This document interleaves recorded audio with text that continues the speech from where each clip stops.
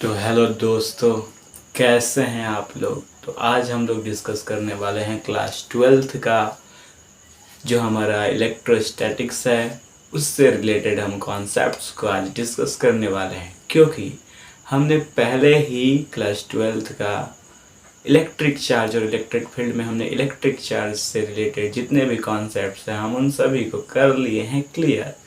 अब हम लोग डिस्कस करने जा रहे हैं कूलॉम्स लॉ। और कूलॉम्स लॉ हम लोग क्यों यूज़ करते हैं, तो चलिए इसके बारे में हम आज डिस्कस करते हैं। तो हम यहाँ पे कूलॉम्स लॉ को डिस्कस करने वाले हैं। तो ये कूलॉम्स लॉ आखिर होता क्या है, इसका यूज किस लिए किया जाता है। तो जैसे कि हम लोग जानते हैं कि जो हमारे टू चार्जेस होते हैं, टू चार्जेस वो या तो एक दूसरे को अट्रैक्ट करते हैं, यानी two charges either attracts each other और रिपल ईच अदर, अट्रैक्ट्स और रिपल ईच अदर। ये तो हम जानते ही हैं, क्योंकि इससे रिलेटेड, चार्ज से रिलेटेड हमने इससे पहले वाले वीडियो में कुछ कॉन्सेप्ट्स जो है वो क्लियर कर लिए हैं। अब ये हम जानते हैं, ये इसका नेचर हो गया, किसी भी दो चार्जेस का यहाँ पे ये नेचर हो गया कि उनका नेचर है कि जो हमारे लाइक चार्जेस हैं, लाइक चार्जेस ये क्या करते हैं, ये रिपल करते हैं एक दूसरे को, इच अदर, एंड अनलाइक जो चार्जेस हैं, unlike charges are attract each other. ये हमने इससे पहले पढ़ लिया है, ठीक। लेकिन ये जो रिपल करते हैं और अट्रैक्ट करते हैं ये तो हमें पता है, लेकिन इनके बीच में जो अट्रैक्शन यानी अट्रैक्ट करेंगे एंड रिपल करेंगे, रिपल्सन, यानी ये दो प्रॉपर्टीज, यानी ये दो प्रॉपर्टीज इसके अंदर अगर इंक्लूडेड है, इसका मतलब इसके बीच में एक अट्रैक्शन फोर्स भी होगा। अट्रैक्शन फोर्स, अगर इसके बीच में अट्रैक्शन हो रहा है दो चार्जेस के बीच में, तो और दो चार्जेस के बीच में अगर रिपल्सन होगा तो रिपल्सिव फोर्स भी होगा, रिपल्सिव फोर्स होगा, एकदम ये नेसेसरी है। तो इस फोर्स का जो मैग्नीट्यूड है इन दोनों फोर्सेस का, यानी फोर्स ऑफ अट्रैक्शन और फोर्स ऑफ रिपल्सन का जो मैग्नीट्यूड है ये कितना होगा, अगर हमें ये पता करना है कि फोर्स ऑफ अट्रैक्शन और फोर्स ऑफ रिपल्सन दो चार्जेस के बीच में इसका मैग्नीट्यूड क्या होगा, तो इस मैग्नीट्यूड को फाइंड करने के लिए हम लोग यूज करते हैं ये जो हमारा है कूलॉम्स लॉ, इसको यूज करते हैं। यानी जो फेमस साइंटिस्ट जो कूलॉम थे, उन्होंने दो चार्जेस के बीच में लगने वाले इलेक्ट्रोस्टैटिक फोर्स के बीच, यानी दो चार्जेस के बीच में लगने वाला जो हमारा इलेक्ट्रोस्टैटिक फोर्स है उसके मैग्नीट्यूड का मेजरमेंट करने के लिए इन्होंने लॉ दिया, जिसको हम कहते हैं कूलॉम्स लॉ, ठीक। अब इस कूलॉम्स लॉ के अकॉर्डिंग, यानी ये कूलॉम्स लॉ क्या कहता है, तो चलिए हम यहाँ पे डिस्कस करते हैं। तो अकॉर्डिंग टू कूलॉम्स लॉ, अगर हम यहाँ पे बात करें कूलॉम्स लॉ के बारे में, तो अकॉर्डिंग टू कूलॉम्स लॉ, अगर हमारे पास सपोज कीजिए कि दो चार्जेस है, Q1 है एक चार्ज और एक चार्ज है हमारे पास QT, और ये दोनों चार्जेस एक दूसरे से कुछ डिस्टेंस पे हैं, यानी इन दोनों के बीच का जो सेंटर टू सेंटर डिस्टेंस है, इन दोनों चार्जेस के बीच का जो सेंटर टू सेंटर डिस्टेंस है, ये है, हमने सपोज कर लिया कि ये R है, ठीक। तो कूलॉम ने बताया था कि the electrostatic force, electrostatic force, यहाँ पे हम इलेक्ट्रोस्टैटिक फोर्स क्यों कह रहे हैं, क्योंकि ये दोनों चार्जेस हैं रेस्ट में, ये दोनों चार्जेस किस में हैं, रेस्ट में है, ठीक। और इन दोनों रेस्ट चार्जेस के बीच हमारा जो डिस्टेंस है वो R है। तो the electrostatic force between two charges is directly proportional to product of their magnitude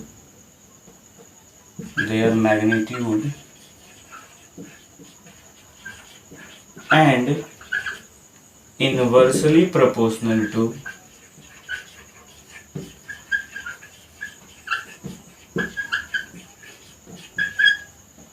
square of distance between them। ये कहा था कूलॉम ने क्या कहा था कि इन दोनों के बीच जो लगने वाला इलेक्ट्रोस्टैटिक जो फोर्स है वो फोर्स जो होगा, यानी अगर हम इन दोनों के बीच सपोज कर ले कि ये एफ फोर्स लग रहा है तो ये एफ फोर्स जो होगा वो डायरेक्टली प्रोपोर्शनल का ये सिंबल है, वो दोनों चार्जेस के मैग्नीट्यूड यानी Q1 और Q2 के मैग्नीट्यूड का जो प्रोडक्ट है, इन दोनों का प्रोडक्ट का ये जो फोर्स है वो डायरेक्टली प्रोपोर्शनल होगा। दूसरा उन्होंने क्या बताया था, and inversely proportional to the square of distance between them, और इनके बीच का जो डिस्टेंस है वो r है, तो ये जो f होगा वो इनवर्सली प्रोपोर्शनल होगा इनके बीच के डिस्टेंस r के स्क्वायर के। ये दो चीजें बताई थी कूलॉम ने। और इसके बाद क्या उन्होंने बताया था कि जब हम इन दोनों को कंबाइन करेंगे, on combining both the equations, यानी दोनों इक्वेशंस को अगर हम कंबाइन कर रहे हैं तो F प्रोपोर्शनल टू हो जाएगा Q1 into Q2 upon R square. और जब हम ये प्रोपोर्शनलिटी का साइन हटाएंगे तो कांस्टेंट ऑफ प्रोपोर्शनलिटी K आ जाता है यहाँ पे, Q1 Q2 upon R square, जहाँ पे ये हम K को कहते हैं electrostatics, where K equals to electrostatic force constant, इसको हम कहते हैं इलेक्ट्रोस्टैटिक फोर्स कांस्टेंट। ठीक, ये हो गया हमारा फोर्स का वैल्यू यानी मैग्नीट्यूड ऑफ फोर्स। हमने यहाँ पे फाइंड किया मैग्नीट्यूड ऑफ फोर्स जो इनके बीच में लग रहा है। चलिए अब इस फिगर को थोड़ा सा मिटाते हैं हम, और क्योंकि जगह नहीं है इसलिए इसके नीचे थोड़ा सा इसको सॉल्व करते हैं। तो K को कहते हैं इलेक्ट्रोस्टैटिक फोर्स कांस्टेंट, और ये जो हमारा इलेक्ट्रोस्टैटिक फोर्स कांस्टेंट है ये डिपेंड करता है किस पे, मीडियम पे डिपेंड करता है। यानी K यानी electrostatic force constant K is depend on medium in which the charges are kept and system of units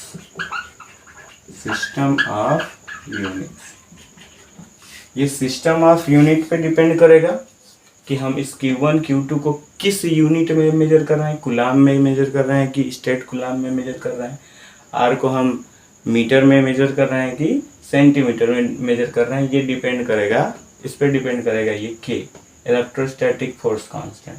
उसके साथ साथ ये डिपेंड करेगा नेचर ऑफ मटेरियल यानी material medium, nature of medium यानी किस टाइप का मीडियम है इस पे डिपेंड करेगा।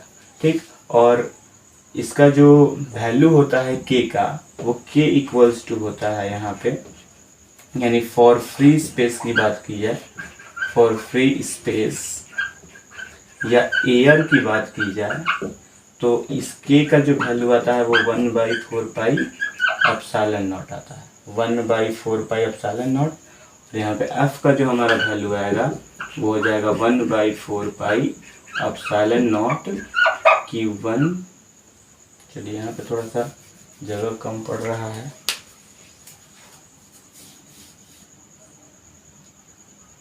यहाँ पे k इक्वल्स टू होता है 1/4 पाई एप्सिलॉन नॉट, और इसीलिए हम यहाँ पे फोर्स इक्वल्स टू लिख सकते हैं F इक्वल्स टू k के प्लेस पे 1/4 पाई एप्सिलॉन नॉट, और ये Q1 into Q2 upon R square.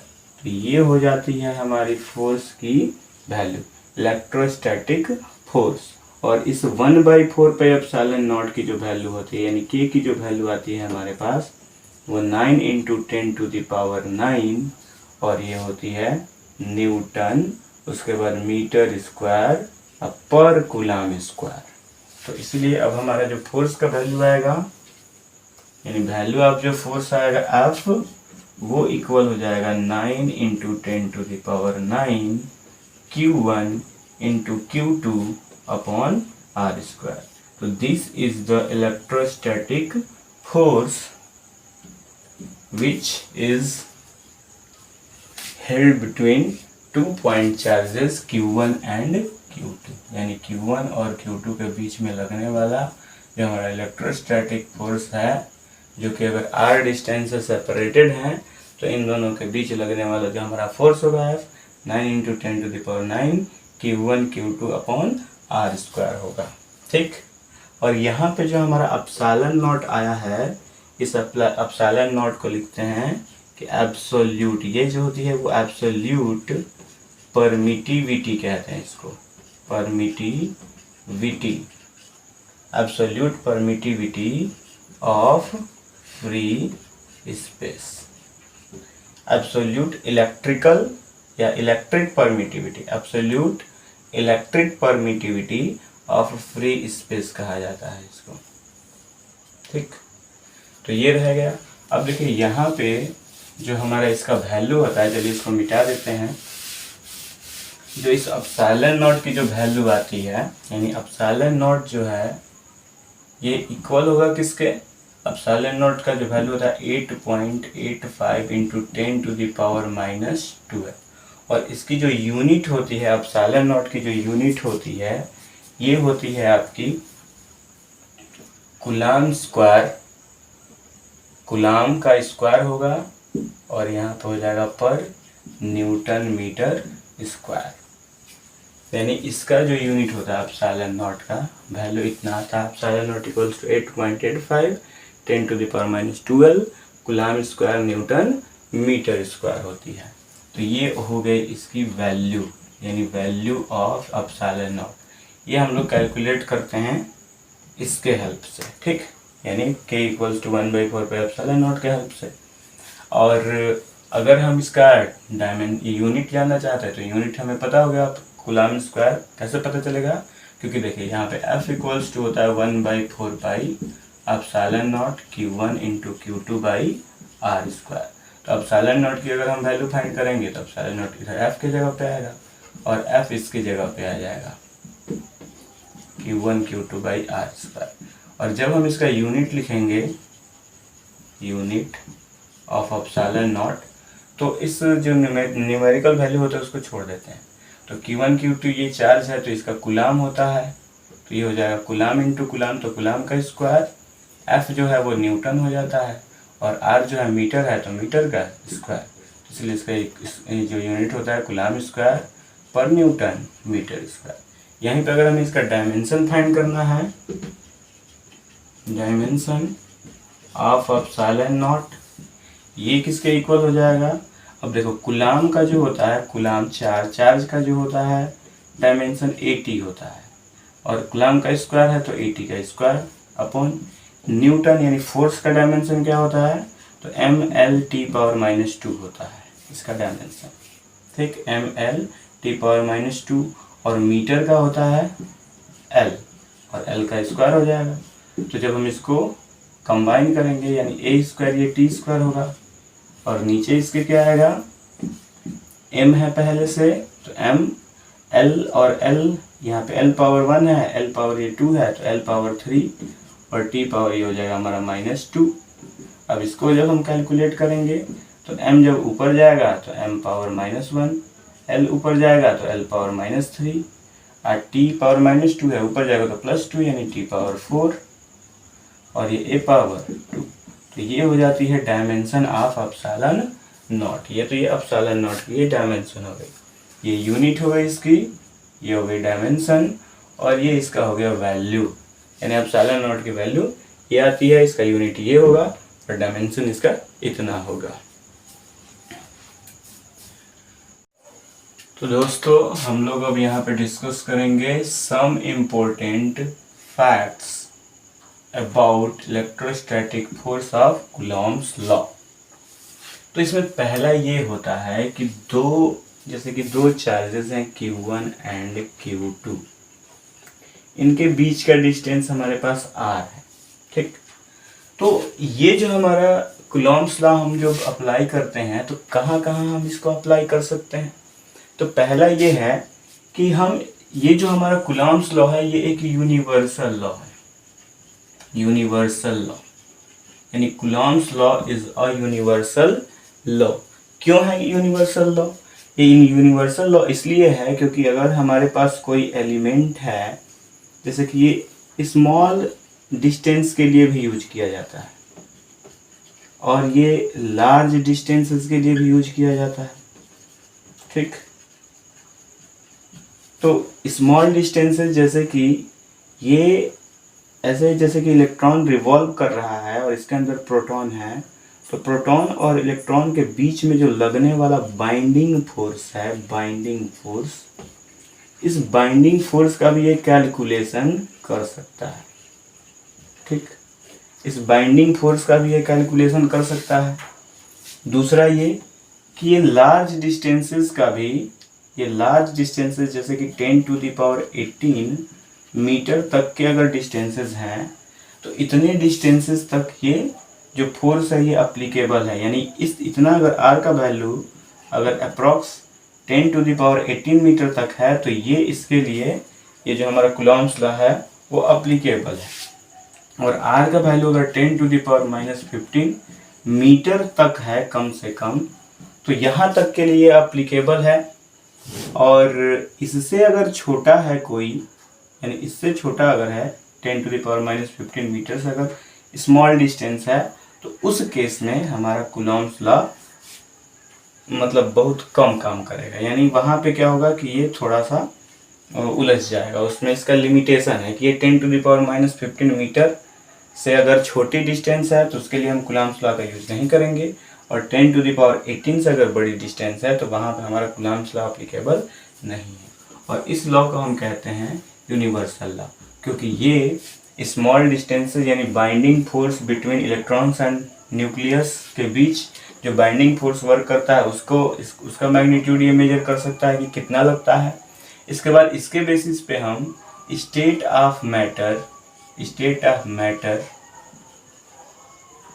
को एक्सप्लेन कर सकते हैं, जैसे कि सॉलिड स्टेट का एक्सप्लेनेशन दिया जा सकता है, लिक्विड स्टेट का एक्सप्लेनेशन दिया जा सकता है, फिर से गैसियस स्टेट का एक्सप्लेनेशन दिया जा सकता है। तो इन सब का एक्सप्लेनेशन इस कूलॉम्स लॉ के बेसिस पे दिया जा सकता है। बाइंडिंग फोर्स के बारे में बताया जा सकता है इलेक्ट्रॉन और न्यूक्लियस के बीच में। लार्ज डिस्टेंसेस के लिए भी इसका यूज होता है, ठीक। अब इसका दूसरा पार्ट ये है कि ये जो हमारा ये कूलॉम्स लॉ है, Coulomb's law is corresponds to Coulomb's law corresponds to law of ये न्यूटन्स लॉ ऑफ ग्रेविटेशन,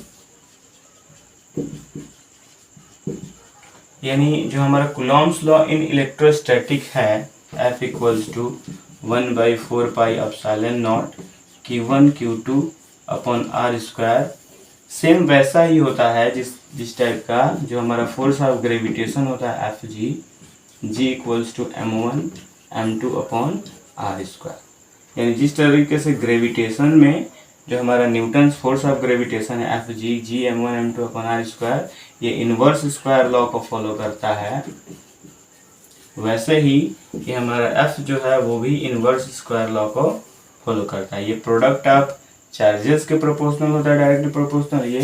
ये जो है प्रोडक्ट ऑफ मासेस के डायरेक्टली प्रोपोर्शनल होता है। लेकिन यहाँ पे जो हमारा इलेक्ट्रोस्टैटिक फोर्स है Fe, ये ऑलवेज भी वेरी वेरी ग्रेटर देन होता है किससे, हमारा Fg से। क्यों होता है, यानी फोर्स ऑफ ग्रेविटेशन से जो हमारा फोर्स ऑफ इलेक्ट्रोस्टैटिक फोर्स जो है वो हमेशा ग्रेटर होता है। क्यों होता है, क्योंकि यहाँ पे जो हमारा इस 1/ε0 का जो वैल्यू होता है वो 9 × 10⁹ इसके, यानी 9 × 10⁹ न्यूटन मीटर स्क्वायर पर कूलम स्क्वायर के इक्वल होता है। जबकि ये जो हमारा g का वैल्यू है ये होता है 6.67 × 10⁻11 न्यूटन मीटर स्क्वायर पर kg स्क्वायर के इक्वल होता है। तो इससे इस k का जो वैल्यू है ये बहुत ज़्यादा होता है, यानी 9 × 10⁹ से बहुत ज़्यादा होता है। ये इसका जो वैल्यू है 9 × 10⁹ जो k का वैल्यू है ये 6.67 × 10⁻11 से बहुत ज़्यादा है। इसीलिए हमारा Fe जो है वो वेरी वेरी ग्रेटर देन होता है Fg। इसीलिए हम लोग क्या करते हैं कि जब अपने सिर से, जैसे कि कोई अगर हमारे पास कॉम्ब है ऐसे और ये इलेक्ट्रीफाइड है यानी इसके पास कुछ पॉजिटिव चार्जेस हैं या कुछ पॉजिटिव चार्जेस हैं, और ये क्या होते हैं, ये पेपर के स्ट्रिप्स हैं, ठीक। और इसको अर्थ पे रखा गया है, अर्थ के सरफेस पे है।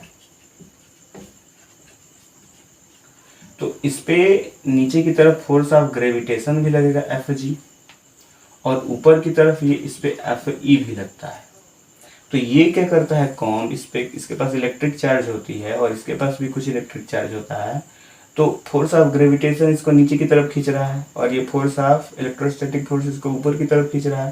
तो ये इसको इजीली अपनी तरफ अट्रैक्ट कर लेता है। क्यों अट्रैक्ट कर लेता है, क्योंकि हमने यहाँ पे बताया कि electrostatic force is much more greater than gravitational force of attraction. तो यहाँ पे ग्रेविटेशनल फोर्स ऑफ अट्रैक्शन से ये हमारा Fe का वैल्यू ज़्यादा होता है, ज़्यादा फोर्स ये एक्सर्ट करता है इस पर, इसलिए ऊपर की ये तरफ चला जाता है और ये नीचे की तरफ नहीं आता है। तो यहाँ से हम इसके बेसिस पे हम इसका कंक्लूजन बता चुके हैं, ठीक। इसके बाद ये है इसके बाद इसकी कुछ प्रॉपर्टीज है, ठीक। प्रॉपर्टीज के बारे में डिस्कस करेंगे अब हम। तो दोस्तों अब हम लोग डिस्कस करेंगे कैरेक्टरिस्टिक्स ऑफ इलेक्ट्रोस्टैटिक फोर्स, यानी इलेक्ट्रोस्टैटिक फोर्स जो है कूलम्ब्स फोर्स, उनकी कैरेक्टरिस्टिक्स क्या है इसके बारे में हम डिस्कस करेंगे। तो जैसे कि इसमें क्या होता है कि अगर हमारे पास दो चार्जेस हैं, एक है Q1 और दूसरा है हमारे पास Q2, ये दोनों चार्जेस हैं और ये एक दूसरे से किसी डिस्टेंस r से सेपरेटेड है। तो इनके बीच जो लगने वाला हमारा इलेक्ट्रोस्टैटिक फोर्स है, इलेक्ट्रोस्टैटिक फोर्स, ये हमेशा सेंटर टू सेंटर रहेगा, यानी इसका सेंटर जो होगा वो फोर्स अप्लाई करेगा इसके सेंटर पे। ये इसके सरफेस पे फोर्स नहीं अप्लाई करता है, ये फोर्स अप्लाई करेगा इसका सेंटर, इसके सेंटर पे इलेक्ट्रोस्टैटिक फोर्स अप्लाई करेगा। कहने का मतलब ये है कि कभी भी अगर फोर्स लगेगा इन दोनों के बीच तो हमेशा सेंटर टू सेंटर लगेगा, और सेंटर टू सेंटर जो ये हम लाइन बना रहे हैं इसी लाइन के अलोंग लगेगा, ठीक। तो अगर ये दोनों पॉजिटिव है तो ये वाला फोर्स अप्लाई करेगा एकदम ऐसे सीधा स्ट्रेट इधर की तरफ, और ये इस पे अप्लाई करेगा फोर्स एकदम स्ट्रेट यहाँ से ऐसे इधर की तरफ, ठीक। तो इस तरह से ये लोग फोर्स अप्लाई करेंगे। ये ऐसे फोर्स अप्लाई नहीं करेगा, ये यहाँ पे फोर्स अप्लाई करके इधर नहीं अप्लाई करेगा, ये अप्लाई नहीं करेगा ऐसे, इधर भी ये ऐसा अप्लाई नहीं करेगा। ये अगर ऐसे है सीधा यहाँ से इधर है तो एकदम स्ट्रेट इधर की तरफ अप्लाई करेगा, ठीक। तो इसीलिए इसको कहा जाता है कि जो the Coulomb's force is a central force and acts along the line joining the centre of the charges, यानी इन दोनों चार्जेस के सेंटर को जो लाइन ज्वाइन कर रही है इसी लाइन के अलोंग ये फोर्स हमारा लगेगा। यानी इस पे फोर्स, ये अगर Q2 इस Q1 पे फोर्स अप्लाई करेगा तो F12, और ये Q1 Q2 पे फोर्स अप्लाई करेगा तो इसको हम कहेंगे F21 कहेंगे, ठीक। इसके बाद कहा गया है ये जो हमारा कूलम्ब्स फोर्स है, Coulomb's force is a conservative force. Conservative का फोर्स का मतलब क्या होता है कि जैसे कि हमारे पास एक Q1 चार्ज है और यहाँ पे Q2 चार्ज है, तो कोई भी चार्ज होता है तो उसके अराउंड एक फील्ड जनरेट होती है, और ये फील्ड जो होती है इसको हम कहते हैं इलेक्ट्रिक फील्ड। ठीक, इसको हम कहते हैं इलेक्ट्रिक फील्ड। तो जब ये चार्ज इस इलेक्ट्रिक फील्ड में जाएगा तो ये यहाँ से ऐसे भी सीधा भी जा सकता है, ऐसे भी जा सकता है, यहाँ से ऐसे घूम के भी जा सकता है, यहाँ से ऐसे भी घूम के जा सकता है। यानी इसको इस पॉइंट पे जाने के लिए बहुत सारे रास्ते हैं। तो बहुत सारे रास्ते हैं, तो इन रास्तों पे जो है, जो हमारा फोर्स है वो डिपेंड नहीं करता है। यानी ये जो हमारा कूलम्ब्स फोर्स है, इलेक्ट्रोस्टैटिक फोर्स है, वो इन रास्तों पे डिपेंड नहीं करता है, क्योंकि इसमें बताया गया है कि जो हमारा कूलम्ब्स फोर्स है वो कंजर्वेटिव फोर्स है, और कंजर्वेटिव का मतलब यही होता है कि the work done in taking a charge, यानी इस चार्ज को इसके इलेक्ट्रिक फील्ड में ले जाने के लिए जो वर्क डन होता है वो पाथ इंडिपेंडेंट होता है। यानी इस पाथ पे डिपेंड नहीं करेगा, यहाँ से ऐसे ले जा रहे हैं तो इस पाथ पे डिपेंड नहीं करेगा, बस इसको यहाँ से यहाँ तक जाने में जितना वर्क डन लग रहा है यहाँ से यहाँ तक जाने में, उतना ही यहाँ से भी यहाँ तक अगर ऐसे करके जाएगा तब भी उतना ही वर्क डन होगा, और यहाँ से ऐसे करके जाएगा तब भी उसको उतना ही वर्क करना पड़ेगा, वहाँ पे वर्क का वैल्यू चेंज नहीं होता है। इसीलिए हम कहते हैं कि ये एक हमारा कंजर्वेटिव फोर्स है। थर्ड इसका क्या है कि the electrostatic force between two charges is spherically symmetric.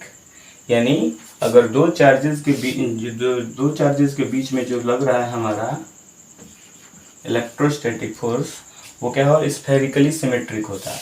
यानी यहाँ से अगर हम इस पर कोई फोर्स अप्लाई कर रहे हैं तो यहाँ का भी फोर्स का वैल्यू उतना ही होगा। अगर Q2 यहाँ से हम इस पर फोर्स लगा रहे हैं तो इसका भी फोर्स उतना ही होगा। अगर यहाँ से अगर हमारे पास ये Q2 है, यहाँ पे रख दिया, यहाँ पे फोर्स अप्लाई कर रहे हैं, तो एट एवरी पॉइंट, किसी भी पॉइंट से अगर हम इस पर कोई फोर्स अगर अप्लाई कर रहे हैं तो सारे फोर्सेस के जो वैल्यू होंगे वो सेम ही आएंगे, वो डिफरेंट नहीं आएंगे। इसीलिए हम कहते हैं कि ये क्या है, स्फेरिकली सिमेट्रिक होता है। और इसका रीजन ये भी है कि जो हमारा इलेक्ट्रोस्टैटिक फोर्स है वो एक सेंट्रल फोर्स है, और सेंट्रल फोर्स होगा तो उसको बस सेंटर, और सेंटर से मतलब है उसका सरफेस से मतलब नहीं है। तो सरफेस पे उसका कुछ भी हो, उसका सेंटर टू सेंटर उसको मतलब है, सेंटर से मतलब है, और सेंटर से अगर मतलब रहेगा तो ये स्फेरिकली सिमेट्रिक जो हमारा फोर्स है वो होगा ही, कहीं पे भी फोर्स उतना ही लगेगा, उसमें कोई भी चेंजिंग नहीं होगा। इसके बाद एक और कॉन्सेप्ट इसमें ये है कि अगर हमारे पास Q1 और Q2 दो चार्जेस हैं तो इनके बीच में अगर F फोर्स लग रहा है पहले, तो अगर हम क्या कर दें कि ये Q3 चार्ज भी लेके आ जाएं इसके ही रीजन में, तो इसके फोर्स पे कोई भी इफेक्ट नहीं पड़ेगा, नो इफेक्ट, कोई इफेक्ट नहीं पड़ेगा। यानी इस तीसरे चार्ज के आ जाने से, इन दोनों के पास तीसरे चार्ज के आ जाने से इस फोर्स के वैल्यू में कोई चेंज नहीं होगा। जितना फोर्स इन दोनों के बीच में पहले लग रहा है इसके आने से पहले, उतना ही फोर्स बाद में भी लगेगा। इसका मतलब जितना इन दोनों के बीच में जितना पहले प्रेम था, अगर ये दोनों एक दूसरे से अपोजिट चार्जेज हैं तो जितना इनके बीच में जितना प्रेम था उतना ही प्रेम बाद में भी होगा, तीसरे के आने के बाद में भी इन दोनों के बीच में उतना ही प्रेम होगा। और जितनी बड़ी दुश्मनी, अगर दोनों पॉजिटिव हैं ये, तो जितनी ज़्यादा दुश्मनी इन दोनों के बीच में थी पहले, इस तीसरे के आने के बाद भी इन दोनों के बीच में दुश्मनी उतनी ही रहेगी, कम नहीं होगी। इसका मतलब ये है कि दो चार्जेस के बीच में अगर हम तीसरा चार्ज यहाँ पे लाकर रखें तो इन दोनों के बीच के फोर्स पे कोई भी इफेक्ट नहीं पड़ेगा, वो पहले जितना लग रहा था फोर्स अभी भी उतना ही लगेगा। तीसरी बात ये हो गई। इसके बाद एक और इसमें कॉन्सेप्ट ये होता है कि अगर हम इसमें मीडियम को चेंज करें, यानी अगर हमारा मीडियम चेंज हो रहा है, यानी इलेक्ट्रोस्टैटिक फोर्स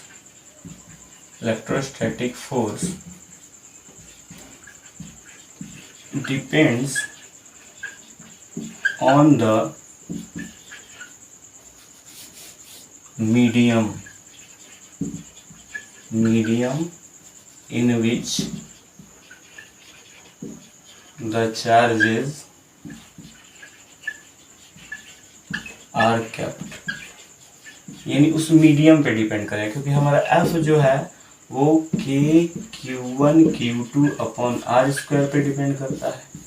ये फार्मूला है, यानी एफ जो है ये k, यानी k का वैल्यू अगर चेंज होगा तो फोर्स का भी वैल्यू चेंज होगा, और k जो है ये मीडियम पे डिपेंड करता है।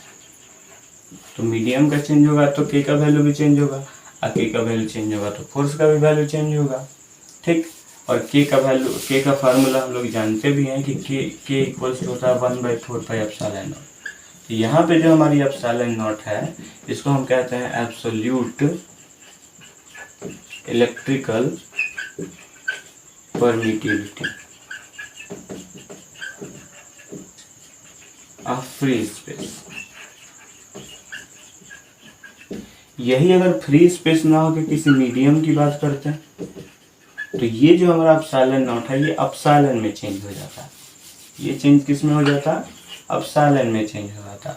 तो उस केस में हमारा k का वैल्यू आ जाता है 1/4 पाई एप्सिलॉन, और ये जो हमारा एप्सिलॉन होता है ये इक्वल होता है k इंटू एप्सिलॉन नॉट, या इसको हम ऐसे भी लिख सकते हैं epsilon r into epsilon not. और जहाँ पे ये जो हमारी एप्सिलॉन r है इसको हम कहते हैं, एप्सिलॉन r को हम यहाँ पे कहते हैं एप्सिलॉन r, इसको हम कहते हैं रिलेटिव परमिटिविटी,